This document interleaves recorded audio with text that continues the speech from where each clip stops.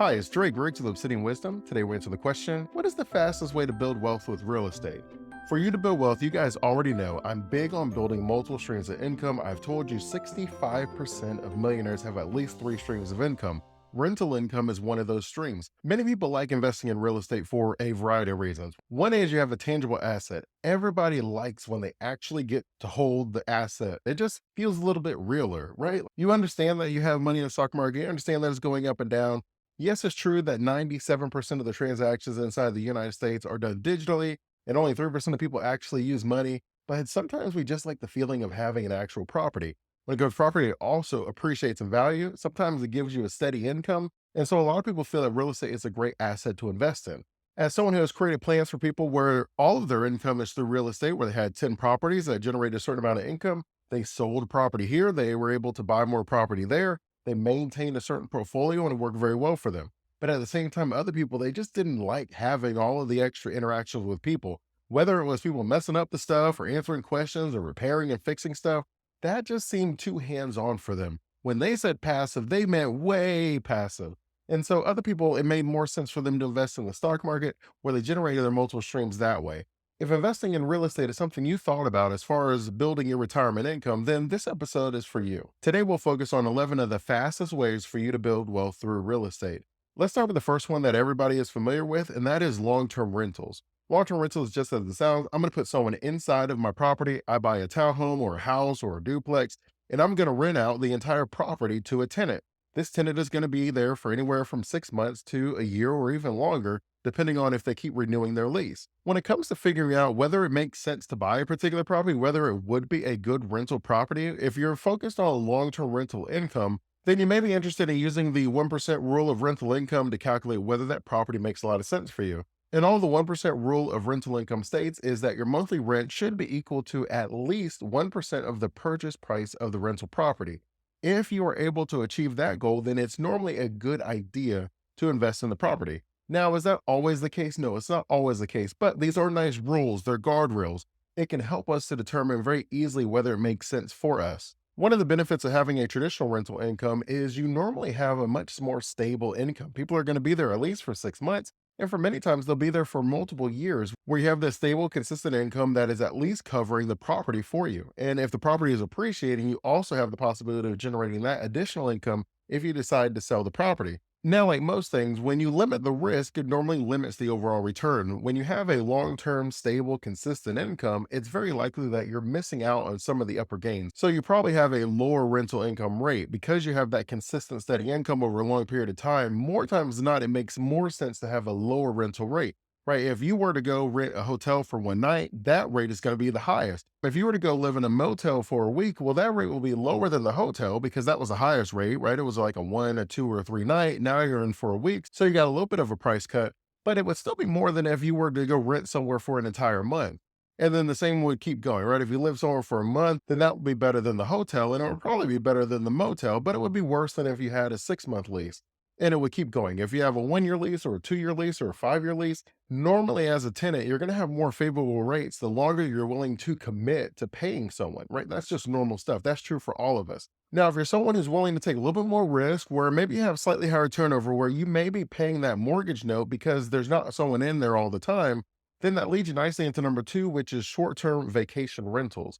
These rentals could be anywhere from a few days to a few weeks. And if you live somewhere that has tourism or they have different events, concerts, and things like that, then maybe you can have people coming a little bit more frequently where you can even raise your rate a little bit higher when you're in season. You would think of this as your Airbnb, where you have this vacation home that maybe you spend some time in, but you almost rent it out like a timeshare. And you remember those timeshares where everybody was paying into the pot, and then we had certain weekends that we could go to this timeshare. Depending on how many points you had and this other stuff, it basically lets you know what your priority was, and then you could choose the days and the weekends that you wanted to go.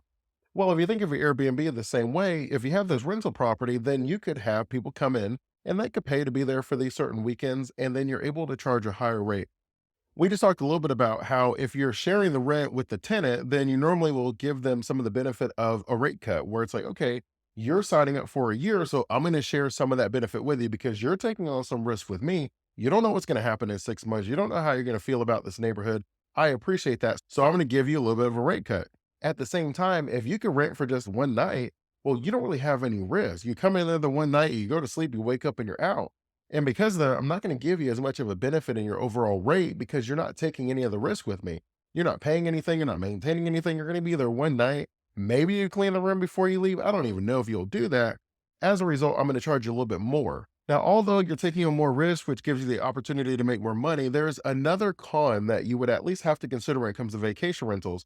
And that is it normally requires a little bit more management because it's high touch. You have new people coming in every so often, so they got to sign leases. And if you're doing background checks, you got to get the rooms ready and the little mints on the pillows.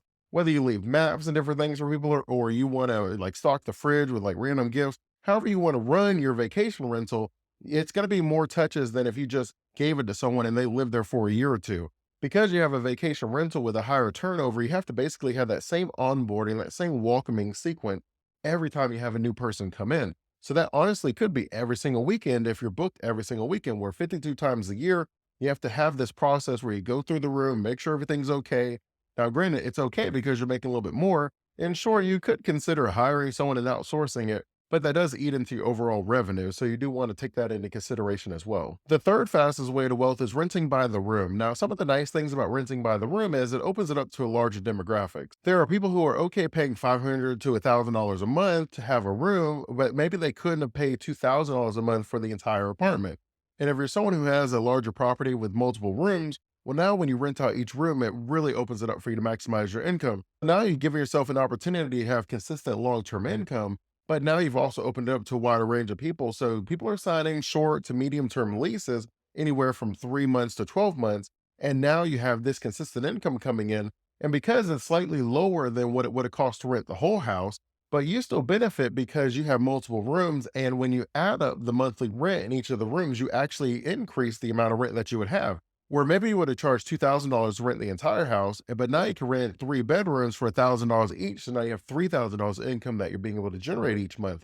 Fourth on our list is furnished rentals. And it's just as it sounds. I have a rental where it's completely furnished.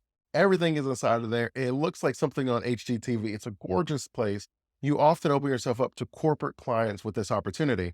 They're traveling, they have events, they have things that they're trying to figure out. They don't want to quite be in a hotel, but then they don't necessarily need to be in like a vacation Airbnb, but they have that nice happy middle where it's a very nice home and it's very upscale, and where your corporate clients feel like it's their home away from home. You also will find short-term renters where they just had a situation, maybe they're in between homes where someone sold one home and their new home wasn't built yet. They just want a nice place to be able to live at for a few months. It's already furnished. They can leave all of their stuff in storage so they don't have to figure out, how am I going to move my stuff from one house to the rental house back to my new house. Whereas this nice bridge house for this short-term lease, it's very nice, everything's set up.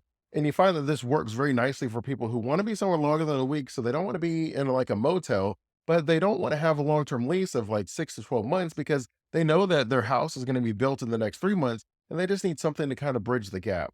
And so you'll often find that corporate clients and short-term rentals are the ones that like furnished properties. And because you have that type of clientele, they normally aren't as concerned about the price because it's not going to be something that they necessarily have to do all the time. It's just that they're in a really tough spot and you're offering a service to help alleviate that pain. Number five is a rent to own or a lease option. So you guys are familiar with rent to own. That's normally going to be people who have to get their financing secured. Maybe their credit, they got to work on that. But for whatever reason, they're not able to buy the property right now, and they're really interested in the property. So they've maybe been renting there and they've been living there for a couple years, where the kids, having lived there for a while, they made friends with the neighborhood, that's a school that's nearby, where everything just feels very homey for them. Maybe the rental is a nice distance for the parents to drive to get to work. For whatever reason, they really like the rental property and they're trying to figure out if they could buy it or not. You have the ability to offer a rent to own where you say, hey, look, we'll enter into a contract. You live here 3 years, you pay the month for 3 years. And then if you're able to do that, I'll sell you at market price. And then you have this percentage that you put down. And then, you get the mortgage and finance the rest. Like, we'll make it work. Sometimes what you'll do is you'll say, okay, well, the rent is $2,000. If you're willing to pay $2,500 a month, that 500 will go towards your rent to own. So that'll be like your down payment to buy the house as you get everything situated. There's a couple ways that you can do the rent to own, but it often works well for people who have been there. They're long-term clients. You're comfortable. You trust them. They pay the rent on time, and you just want to be able to get rid of the property. As it appreciates, now you're able to create an additional stream of income, which we call capital gains. So you get the rental income for 3 years. And then when you sell the property to them, you gain that appreciation. So you have the capital gains. And some people like to do that where they already have the exit strategy for the property built into the rental income. As always, I just want to take a moment to thank you for watching this video. If you're enjoying it, go ahead and like and subscribe so you can continue receiving valuable insights on how to solve generational wealth through strategic retirement planning. Number 6 on our list of fastest ways to build wealth through real estate is commercial leasing. Everybody loves commercial properties because it sounds like everything we could ever want. You have a ton of tenants, a large number of tenants, and they're paying a really good amount of rental income every single month by leasing your properties. Because they're business owners, if they have a successful business, they can pay a lot more than your average renter can in a residential property. And so you will find that there's some leases, I've read some leases where it'll say, hey, look, your overall rent will be $6,000 a month. But if you make a certain amount of revenue, then we get a percentage off of the top of that. Now, I'm not saying that you should do that. I'm not even saying that I would sign a lease like that. What I am saying is I've read leases like that where I was going over the lease and it said, hey, look, we're going to take, $5,000 every single month. And then you get up to about $10,000 of revenue based off of that. If you make more than $10,000 of revenue, we're going to take an additional 5% off of every $1,000 over that. If you really think about it and you were going to put a business plan together, you would want to have clients who can afford to pay you whatever your rate is. And so again, that is why people really enjoy leasing commercial properties, because you're going to find yourself amongst the top 10% of Americans, right? When you talk about who are the wealthiest people, they're often going to be business owners. Now, granted, you may have some people that are just starting out and they may not be there that long. But as your office spaces get leased out and these companies become successful, they could be there for 5, 10, 15, 20, 30 years. They could be there a really long time. And because the average commercial rental price is going to be higher than your average residential rental price, it opens you up to a significantly larger amount of income without necessarily taking on a significant amount of additional risk. Also, you'll see that an additional benefit of having these commercial properties is the people will reinvest in the commercial property. Well, they will upgrade it. They will finish something. They'll fix something because they got to make it their own for whatever their business is. And as a result, you often get that appreciation in your overall value of your property.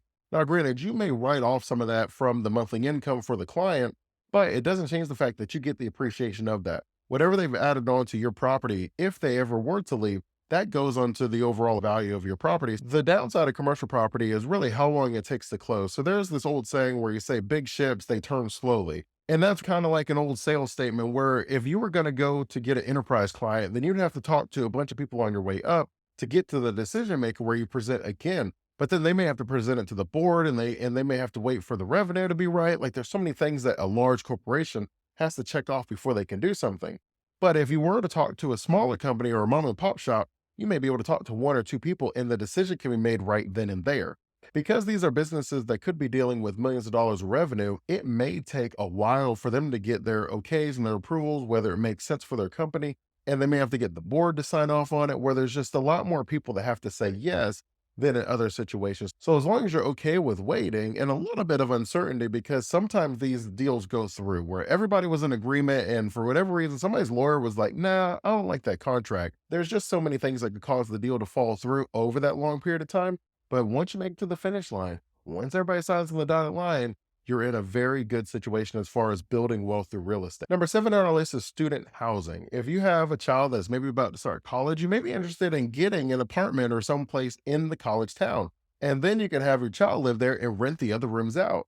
If you don't have kids in college, but you're still interested in the student housing market, then you can get a townhome and you can rent it out to them. Some of the benefits of dealing with students is they don't normally have as high of demands, right? They really just want to be able to lay their head in a place. They don't want holes or bugs and things like that. They want the AC to work. They normally aren't going to bug you as much. Now, granted, there's exceptions to every rule, but generally speaking, students don't have as high of a demand as maybe some of the other residential properties. The downside of student housing is you're dealing with people in a certain age range that don't make the best decision, where you may have to keep refreshing your house with, if I could say it that way, it's probably the best way to say it, where maybe there's holes in the walls, so they're messing up some of the stuff. And maybe they wear the carpet a little bit quicker than it should have been, where you find yourself having to reinvest slightly more because you're dealing with students.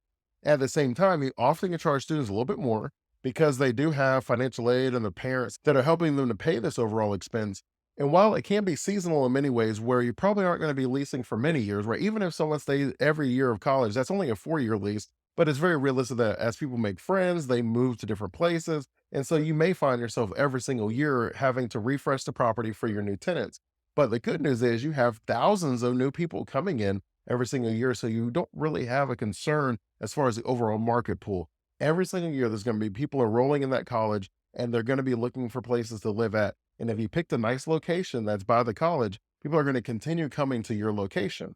Now, I had a client who did this where they bought a townhome, their kid stayed in it, and they allowed their kid to take the rental income, and that was how they funded their college. And then when the kid graduated, part of their gift, they sold that rental property, and the proceeds from that sale they gave to their kid as their graduation present.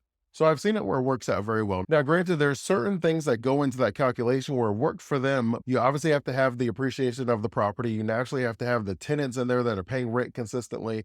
And then you have to have a responsible child that you're going to put in charge of kind of landlording the property. So there are lots of pieces that go into that. I'm just simply giving you an example where it did work out for a client and they really enjoyed the return and how it not only helped them pay for the kid's college, but it also gave them the ability to give a graduation present once the kid graduated. Number 8 on our list is Section 8 housing. So what it is the government will subsidize, which means the government will pay you as the landlord directly a portion or all of the person's rent. So if you were going to charge $2,000 a month, the government may pay you $1,500 a month, and then the person that's actually living in the house will pay the additional $500. So you're able to have that $2,000.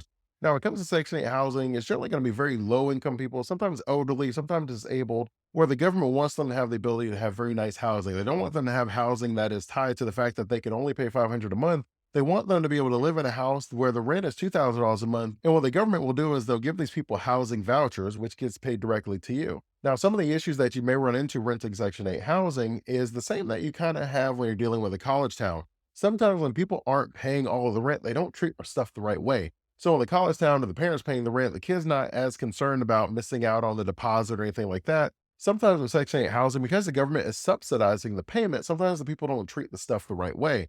And so it really does depend on a case by case basis. You may find that the tenants are fantastic. It's just someone who is elderly, or maybe they were disabled and you have no concerns at all. Or maybe it's someone who's down on their luck and they just need a year or two to kind of get everything back together, and that's fine as well. But that is not always the case. And it's definitely something that you want to take into consideration. Yes, having the government pay a subsidy every single month is very nice. The government is pretty good about paying their bills. So you have a stable, consistent income. And normally the tenant is going to stay there because they have a pretty good situation. If they like the home, it's in a good area, and the government is paying $1,500 of the $2,000 or $1,000 of the $2,000, and they only have to pay the additional 1,000 or 500, well, they're in a really good spot. And so a lot of the time, these tenants tend to stay around for the long term. It's a very good situation. And if you're able to get the right tenants, it could be a great situation for you as well. Number 9 on our list is renting out your property for events or photo shoots, different things like that, maybe movies even, where there are certain locations that are just really nice. And me in Florida, there are people who love to get married on the beach. So if I had a beach property that I would rent out for weddings and different things, maybe the wedding party can stay there for the weekend, and then in the morning, everybody goes and walks out to the beach and you have the ceremony. These are type of properties where you're able to charge a significant amount more because it's for special events. I had someone that I knew that had bought maybe like 5 acres out in the country, and they put a barn up and they had set up the whole property, and then they opened it up for weddings. And people who wanted to have a traditional barn style wedding would rent out this property. And they would have places for the brides, they have places for the grooms and the guests. Everything was all there on the property. And, people would pay thousands of dollars. And this person was able to make 6 figures every year just renting that property. And it's the same with the beach property, where a lot of people just like to be on the beach. If you're coming to Florida, you probably want to be close to the beach. That's why you came down anyways. You came down because it was cold or snowy where you were at. And so if you're coming to Florida and it's sunny, you might as well go to the beach. So you're able to get a lot of tourism when you have these special event type of places. Those are just 2 examples that I personally know, but there are a ton of them for a variety of different reasons. And it can be a significant source of income depending on how many people want to use that property for their events. Number 10 on our list is a co-living space. And so normally what it is you kind of have your own room where you can do your own thing, but you share some things like the kitchen and the living room. And this is really good for young professionals. Maybe you're trying to figure things out. It also could be good for someone who maybe moved out. Like let's say someone got a new job offer and they left their family. They may move to a co-living space while they get their bearings. They're new to the city and they just kind of want to figure things out. And once they know, they can then move on to their permanent location, bring their family over, however they want to set it up. Sometimes the people who rent these properties can be there for long term, but it's normally going to be a shorter term lease. So I have a friend who works for a Fortune 100 investment bank on Wall Street, and they just didn't like all the traveling. I had one that lived out on Long Island that didn't mind the commute. And so what he would do is he would drive his car to the ferry, would take the ferry from Long Island into New York, and then he'd get on the train, and then he maybe takes a taxi to the actual office.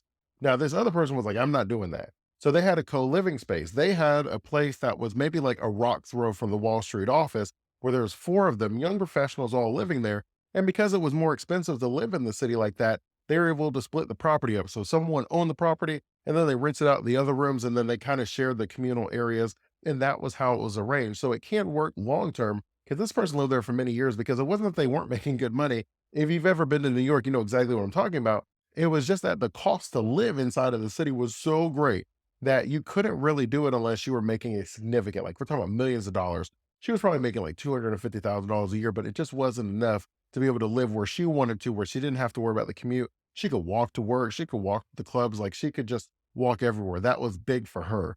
And so that is where co-living spaces work really well, where it opens you up to a certain clientele where they have the money, they don't have a lot of expenses, but they're not necessarily sure what they want to do, or they want to be close to a certain location and they don't mind paying the rent to you while they figure out whether it makes sense for them to kind of live on their own and find their own spot. And number 11 on the list is renting parking spaces. If you have ever been to an event downtown, then you know that there's normally people sitting outside and they're just kind of waiting for people to look for parking spaces. And they'll charge you $10, $20, depending on the event that is going on and how many people that they see. They then have the sign where they literally will write the number on it and they'll say, hey, this is how much it costs. And as the parking lot gets full, they'll increase the price. Like, okay, I only got 10 parking spaces left. So we're going to charge $50 for each person that comes in now.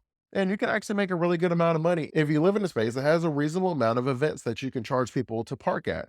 Now, if you're in an area where people are working and they always need a parking space, then you have the ability to always have tenants. Now, granted, whether you want to pay one person or whether you want to put meters up or whether you want to have a toll gate where people have key cards, however you want to set it up, you can have it as passive as you want or as active as you want. But it is a nice additional stream of income for you to be able to use to build wealth through real estate.